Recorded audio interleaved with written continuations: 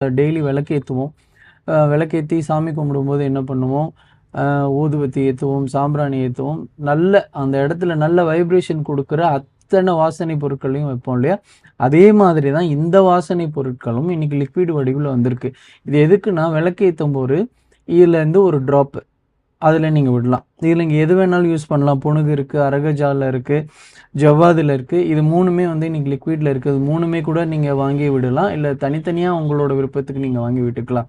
இப்படி நீங்க விடுறதுனால என்ன யூஸ் ஆகும் அப்படின்னு பார்த்தீங்கன்னா, என்ன பலன் இருக்கும் அப்படின்னு பார்த்தீங்கன்னா, நேரா வந்து எதுக்காக சாமி சிலைகள்ல தடவுறாங்க, நல்ல வைப்ரேஷன் கிடைக்கும் அந்த சிலை மூலியமா.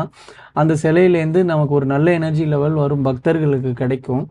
நல்ல ஆர்வமா இருக்கும் அப்படிங்கிறதுனால தான். முக்கியமா அந்த வைப்ரேஷனுக்காக தான் அந்த மாதிரியான வாசனை பொருட்கள சாமி மேல தடவுறாங்க. பூஜை பொருட்கள் இது பூஜை ரூம்ல கூட நம்ம வச்சு இது பண்றோம். அதே தான் இதையும்.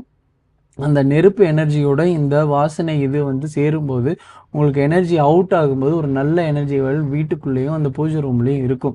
அதுக்காக தான் இத இந்த வடிவில குடுத்துருக்காங்க. ஜவ்வாது, புனுகு, அரகஜா இது 3மே நீங்க வாங்கி யூஸ் பண்ணலாம்.